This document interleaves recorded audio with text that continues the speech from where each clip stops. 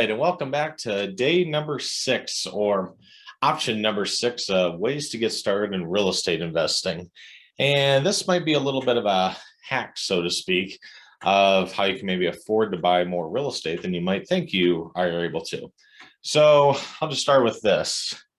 Now, if you've looked on number of websites, turnkey providers, flippers, or maybe just general Zillow and was it realtor.com and a couple others, you might start to be seeing, decent entry level single family homes, in Florida, Texas, many other markets could be $200,000 or more. And then you might see duplexes, which is basically 2 units side by side. If you ever see a property that has, 2 garage doors side by side, 2 separate entry doors, it might say, 110 Main Street, 111 Main Street, 110, 112, maybe 110, 110 and a half. Typically, those are many times duplexes. And while it's 2 units together, been seeing a number of duplexes, especially in Central Florida, through OmniKey Realty in Texas. Many duplexes, starting to edge up to about $400,000. Going on there, you can also go up to triplexes. And obviously just the math stays the same. Many new build construction triplexes are approaching about $600,000 at the time of this recording. And then we have quadplexes, or fourplexes sometimes they're called. And just going down the line, you could be looking at over $750,000 for a fourplex. And, give or take about $200,000 for each unit, so to speak. Now, there's a reason I bring up single family, duplex, triplex, quadplexes. Now, you might be thinking, it's like, well, gosh, even at $200,000, I've talked to my banker, I've talked to an investment guru, a mentor, so to speak. They're talking 20%, 25% down payments. Well, if I'm looking at even just a $200,000 property, just a 10%, we're talking $20,000. 20%, we're talking $40,000 and up, just to get a down payment on a property. So if we're looking at a 20% down payment on a single family, and we're at $40,000, well, times that by 4.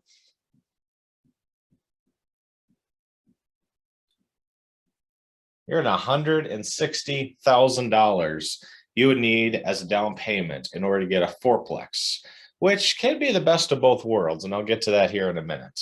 So you may be looking here, okay, $40,000 down payment, all the way to $160,000 down payment. Single family, duplexes, triplexes, quadplexes. How in the world can you possibly afford that? Here's a little tip or a hack, so to speak. And I'm going to go right down to the bottom of quadplexes. Now, a lot of people don't know this, but in the traditional realm of lending institutions, banking, when you are looking at QM, qualified mortgages, and if you go back to my podcast episodes number 20 and 22 with Chaley Ridge, we talk about a little bit about this with qualified mortgages and non-qualifying mortgages. Generally speaking, I'll take a step back. Non-qualified mortgages, we'll just say non-QM. This is more in the commercial realm. So, you're buying an apartment complex, something large, multiple units, mixed use, commercial property. Typically, anything 5+ units is going to fall into the realm of commercial or business banking. Anything 1 to 4 units actually falls under the umbrella of Fannie and Freddie Mae, which is considered single family homes, or QM, if we take out the non or qualified mortgages. So you could essentially get a Fannie Mae, Freddie Mac loan for a fourplex and live in one unit, rent out the other three, get the low fixed rate interest on a 30-year fixed mortgage versus a non-QM, which might be, 15, 20, might have a balloon payment. So we have these options. An option for an investor, you could buy a fourplex at $800,000 and down payment of $160,000. You could live in one unit, rent out the other three. Those three units essentially would pay your mortgage, or at the very least, grossly subsidize it for you. But you might be thinking, well, geez, John, how in the world, this all sounds great, but where am I coming up with the down payment for this? This is a little trick that a lot of people don't know about.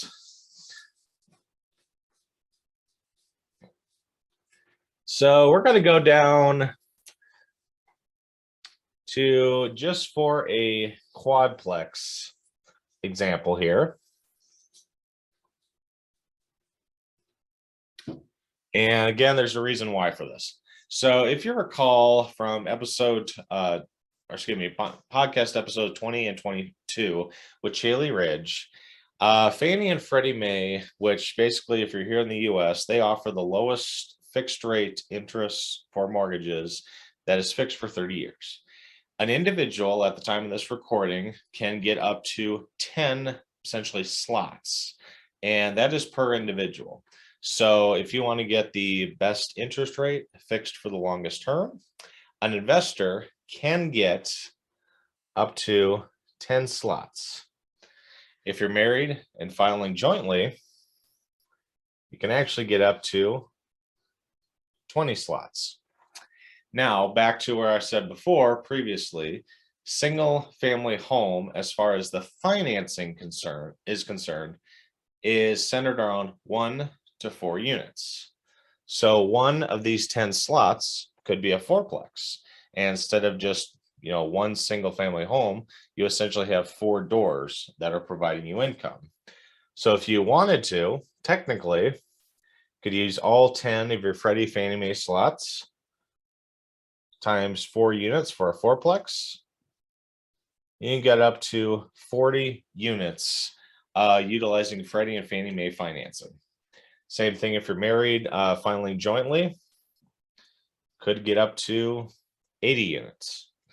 Now, maybe you just done this in your head. It's like, well, okay, all this is great, but now you're talking $160,000 down payment times 10 times 20. Where am I going to find that money? Now, many people are accustomed to having to put 20% down, 25% down. That's not necessarily the case. There are many programs available that allow you to put even as low as 10% down. Now, typically, if you go below 80% loan to value, which in this case, if you're putting 10% down on towards a property, 90% is financed, then that would be a 90% loan to value, or LTV. Anything greater than 80% LTV, typically you'll have to pay what's called PMI, or private mortgage insurance. Now, a lot of people frown upon this, and it can be detrimental at times. If you don't have to pay for it, it's certainly better, but there are times where it actually makes sense. And, maybe if you're running the numbers, hey, if I can cut my down payment in half, and maybe the PMI is, I don't know, I'm just throwing a number, maybe it's $50 a month, but, with the mortgage payment, maybe the numbers come out where it's almost a wash. Or maybe, well, I have the money now for a 10% down payment, and I can pay a little bit in PMI, and I can start my real estate investing journey, or I could wait till I had a 20% down payment. How long is that going to take? 5 months, 6 months, a year? What are interest rates going to be then? What's inventory going to be like that? Kind of hard to say. So we've already talked about 20% down payment, 20 to 25%. That's kind of industry standard. Just giving you a little option here. 10% down payment. So back to that fourplex example, like I mentioned, $160,000 down payment. Now you're looking at $80,000 down payment. Well, we just cut that down payment in half. $80,000 is still a lot of money. I don't have that. What do I do?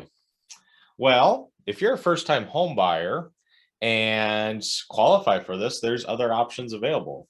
Now, you might be able to qualify for an FHA loan, which you could have as low as a 3.5% down payment. Same concept. You could buy a fourplex, live in one unit, rent out the other three, put in a 3.5% down payment, and through the FHA loan program with a lot lower down payment, obviously you have a higher monthly payment, you could still live in one unit. And in this case, with an FHA loan, you have to live in one of the units, whereas a typical Freddie Fannie Mae loan, I mean, you can get an investor loan, put the 20, 25, maybe 10% down payment and not live in one of the units. So with an FHA, 3.5% down payment is an option. Again, going back to the fourplex.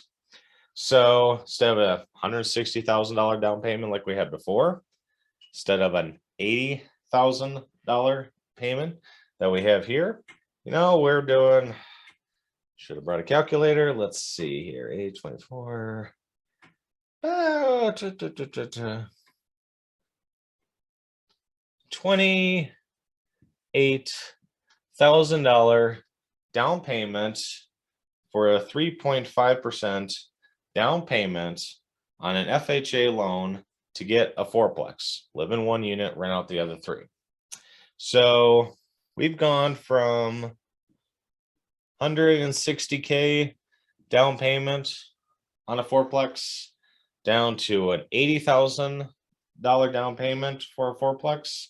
Now we're down to $28,000 down payment. So substantial discount there, option that you might have available. If you have the flexibility to put $20,000, $30,000 for a down payment, and if you qualify for a first-time home buyer or FHA loan, this might be an option for you. Now, let's take that one step further. For all of you veterans out there, and thank you for your service, if you qualify for a VA loan and the property qualifies for a VA loan, you live in one unit, rent out the other three, you could potentially have a 0% down payment on the property. Possible. So again, same as with the FHA, you do have to live in the property. Like I said, you can rent out the other three. You can even have a property management company manage the other three. You don't have to get bugged by the tenants, even though they're your neighbors, maybe upstairs, downstairs, or beside you. So this is just one little hack here to think about if you need or want to get started in real estate investing, and you've heard about I need to put 20%, 25% down payment. Not always the case. You can put as low as 10% down payment with some assistance programs.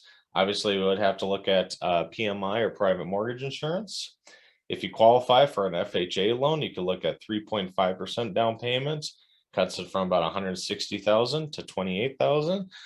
Keith Weinhold, founder of Get Rich Education, one of the top business finance podcasts out there. This is actually how he started his investing journey. I think we're almost 20 years ago, maybe a little over 20. I'll have to double check. And like I said, for any of you veterans, if you qualify for a VA loan and you qualify for putting down 0% down payment, you could potentially be the owner of a brand new fourplex, live in one unit, rent out the other three. When you're looking at 0% to 3.5%, you might still have a mortgage or partial mortgage payment to pay, but essentially the other three tenants are subsidizing you to live there. And this is a great way to help build equity and increase your cash flow. I believe for either of these programs, I believe FHA, you have to live in there at least 1 year, and then you might be able to refinance out into another conventional loan program.